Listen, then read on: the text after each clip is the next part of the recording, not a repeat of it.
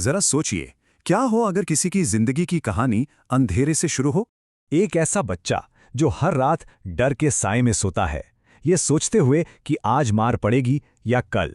जी हाँ, हम बात कर रहे हैं डेविड गॉगिन्स की, और उनकी कहानी की शुरुआत बस यहीं से होती है। देखिए, उनके जो पिता थे वो बहुत ही ज़्यादा हिंसक थे। मतलब फिजिकल वायलेंस तो एक आम बात थी घर में। बेल्ट से मारना, मुक्के मारना, मेंटल टॉर्चर, ये सब उनके बचपन का, कह लीजिए, एक नॉर्मल रूटीन था। तो जरा कल्पना कीजिए एक 6-7 साल के बच्चे की, जिसे स्कूल जाने से ज्यादा डर घर वापस आने में लगता हो। इस पूरे माहौल ने, आप कह सकते हैं, उनके दिमाग में डर का एक परमानेंट सॉफ्टवेयर ही इंस्टॉल कर दिया था। और बात यहीं खत्म नहीं हुई। इसके ऊपर से था नस्लवाद, गरीबी और पढ़ाई में मुश्किलें। इन सब चीजों ने मिलकर उनकी एक ऐसी पहचान बना दी जो बस डर और शर्म से भरी हुई थी। और यहीं से ना एक बहुत ही खतरनाक साइकोलॉजी जन्म लेती है, जिसे कहते हैं विक्टिम मेंटालिटी। ये वो सोच है जब इंसान ये मानने लगता है, ये सब मेरे साथ ही क्यों हो रहा है। और यकीन मानिए, जिस पल ये सोच दिमाग में घर कर लेती है ना, ग्रोथ के, आगे बढ़ने के सारे रास्ते बंद हो जाते हैं। लेकिन फिर जिंदगी में एक टर्निंग पॉइंट आता है, और ये कोई एक रात में नहीं हुआ। एक दिन उन्होंने आईने में खुद को देखा। वजन बहुत ज्यादा बड़ा हुआ, अंदर से बिल्कुल टूटे हुए, और जिंदगी में कोई दिशा नहीं थी। और उसी आईने में खुद को देखते हुए उन्होंने अपने आप से एक बहुत ही सीधा और कड़वा सवाल पूछा, तू कब तक ऐसे ही विक्टिम बना रहेगा। और बस यहीं से शुरुआत हुई उनके अकाउंटेबिलिटी मिरर के कॉन्सेप्ट की। अब ये कोई मामूली आईना नहीं था, ये एक टूल था, एक तरीका था सच्चाई का सामना करने का।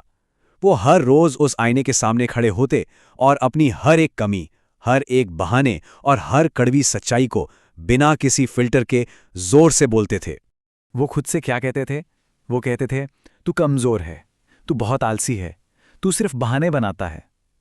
सोचिए, ये सब सुनना, अपने आप से सुनना, कितना दर्दनाक होगा। पर यही दर्द, यही कड़वी सच्चाई उन्हें बदल रही थी।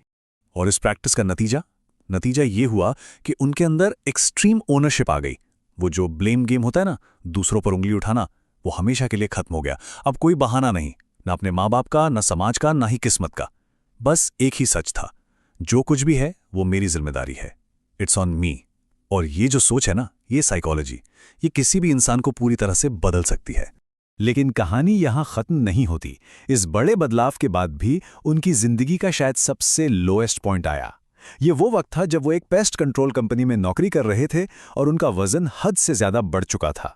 उस समय उनका वजन करीब 300 पाउंड्स था।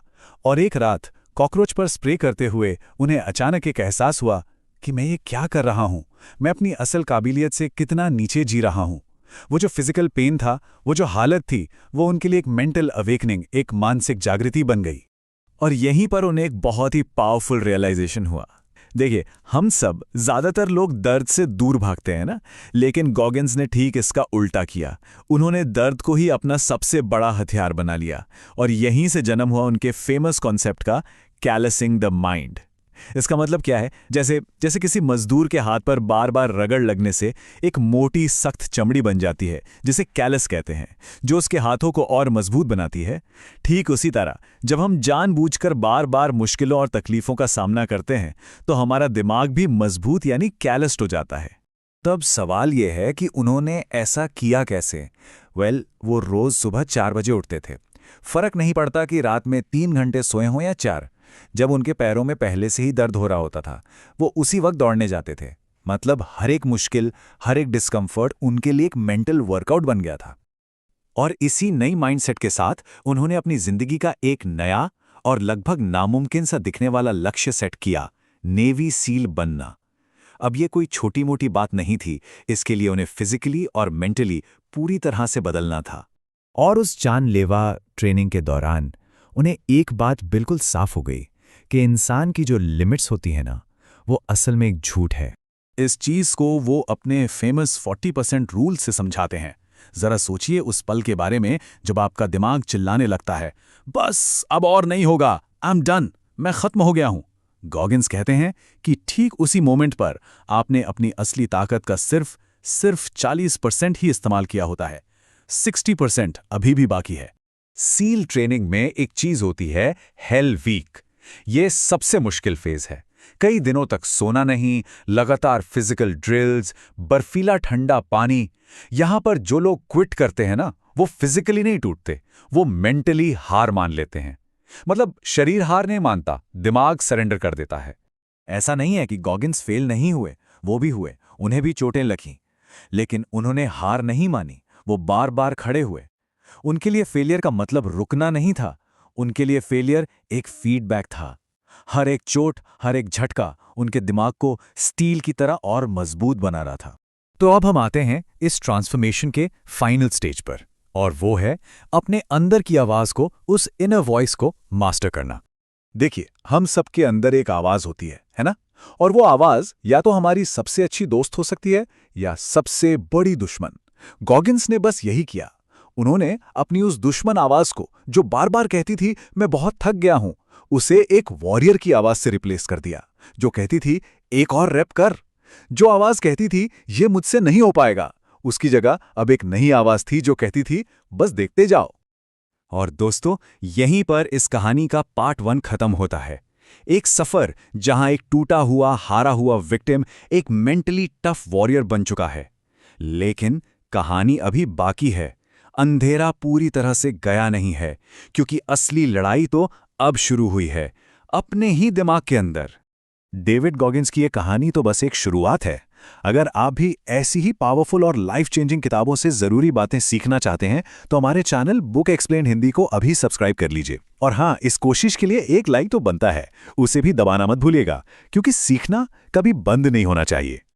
तो क्या तैयार हैं उस मानसिक शक्ति को हासिल करने के लिए जो किसी को भी अजेय बना सकती है? चलिए उस सफर की शुरुआत करते हैं। एक बात समझ लीजिए, असली जंग मैदान पर नहीं, बल्कि हमारे दिमाग के अंदर लड़ी जाती है। यह सिर्फ शारीरिक ताकत नहीं है, यह है साइकोलॉजिकल वॉरफेयर। तो सबसे पहला नियम क्या है? अपने प्रतिद्वंदी को सिर्फ हराना काफी नहीं है, उसके लड़ने के जज्बे को, उसकी इच्छा शक्ति को ही खत्म कर देना है। पता है इसे क्या कहते हैं? The art of taking souls. मतलब सोचिए इसके बारे में, किसी को इस कदर हराना कि उसकी दोबारा मुकाबला करने की हिम्मत ही टूट जाए, वो दोबारा सामने आने से भी डरने लगे। यही है असली मनोवैज्ञानिक जीत। और ये होता कैसे है? देखिए, जब रेस में सब धीमे पड़ रहे हों तभी तेजी पकड़नी है। जब ट्रेनिंग में बाकी सब आराम कर रहे हों तब और ज्यादा रेप्स लगाने हैं। ये सिर्फ ज्यादा मेहनत नहीं है, समझिए, ये एक संदेश है, एक बयान है कि जब दूसरे थक जाते हैं तब असली काम शुरू होता है। आप उन्हें दिखाते हैं कि आप एक बिल्कुल अलग स्तर पर हैं। लेकिन बाहर की जंग जीतने से पहले एक अंदर की लड़ाई होती है। हमें अपना इंटरनल आर्मर, अपना अंदरूनी कवच तैयार करना होता है। और ये कवच बनता है विजुअलाइजेशन, एंड्योरेंस से। ये क्या है? ये असल में आने वाले दर्द और मुश्किलों की एक मानसिक रिहर्सल है। मतलब दर्द आने से पहले ही उसे अपने दिमाग में इतनी बार झेलो कि जब वो सच में आए तो आपका दिमाग और शरीर हैरान ना हो, आप पहले से ही तैयार हों।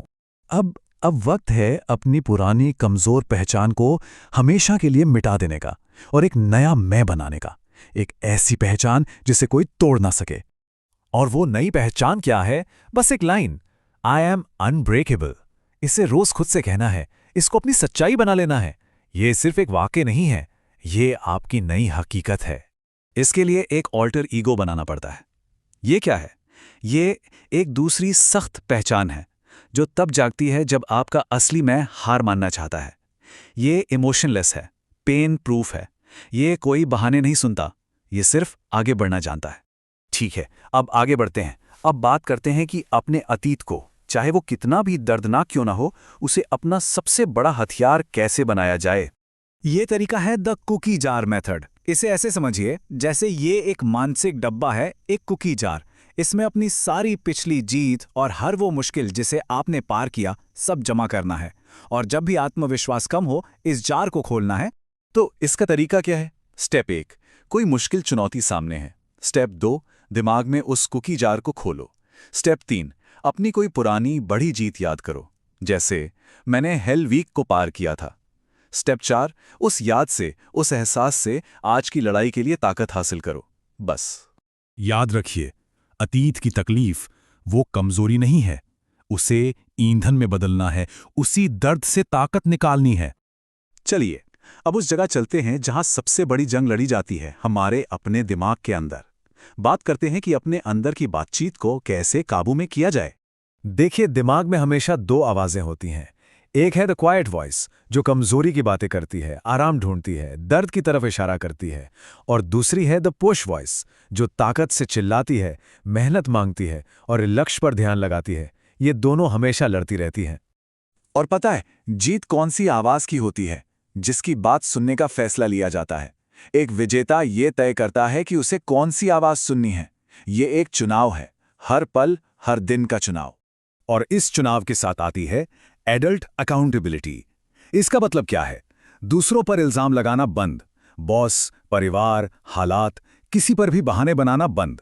हर चीज की, हर नतीजे की 100% जिम्मेदारी, सफलता हो या असफलता, सब अपनी है। और अब हम आते हैं आखिरी सोच पर, the no finish line mindset. एक ऐसी मानसिकता जिसके लिए कोई अंतिम रेखा है ही नहीं। इस मानसिकता के लिए असंभव जैसा शब्द शब्दकोश में ही नहीं है। बस कोशिशें बाकी हैं, मतलब अभी तक हुआ नहीं है पर होगा जरूर। इसका मतलब है एक कामयाबी के बाद आराम नहीं, अगले पहाड़ की तैयारी है। क्योंकि रुकना मतलब खत्म होना है। तरक्की ही पहचान है। और ये प्रेरणा से नहीं, अनुशासन के सिस्टम से चलता है। प्रेरणा तो आती जाती रहती है, अनुशासन हमेशा रहता है। और आखिर में असली नेतृत्व आदेश देने से नहीं, खुद करके दिखाने से आता है। तो जब यह सब मिल जाता है तो इंसान क्या बनता है? एक ऐसी शख्सियत जो है पेन प्रूफ, एक्सक्यूज प्रूफ और लिमिट प्रूफ। और आखिरी सच जो हमेशा याद रखना है, जिंदगी चोट पहुंचाएगी, लेकिन अगर तैयारी पूरी है तो कोई भी आपको तोड़ नहीं सकता। ये सभी शक्तिशाली विचार आप तक लाया है बुक एक्सप्लेन्ड हिंदी। अगर आप ऐसी ही शक्तिशाली किताबों के सार से अपनी जिंदगी बदलना चाहते हैं तो बुक एक्सप्लेन्ड हिंदी को सब्सक्राइब करना ना भूलें। हम ऐसी ही जीवन बदलने वाली किताबों का निचोड़ आपके लिए लाते रहते हैं। इस वीडियो को लाइक और शेयर जरूर करें और हमारे साथ इस तरक्की के सफर पर बने रहें। अगर आपको ये एक्सप्लेनेशन पसंद आई हो और आप चाहते हो कि ऐसी ही और बुक्स को सिंपल हिंदी में समझाया जाए, तो चैनल को सब्सक्राइब करना मत भूलिए, क्योंकि यहाँ हर वीडियो एक नया आइडिया लेकर आती है जो आपकी लाइफ को थोड़ा और बेहतर बना सकता है। मैं आपसे अगले वीडियो में फिर मिलूंगा एक और पावरफुल बुक के साथ। तब तक याद रखिए, सही किताब सही वक्त पर मिल जाए तो जिंदगी का रुख बदल सकता है। गुड बाय और टेक केयर।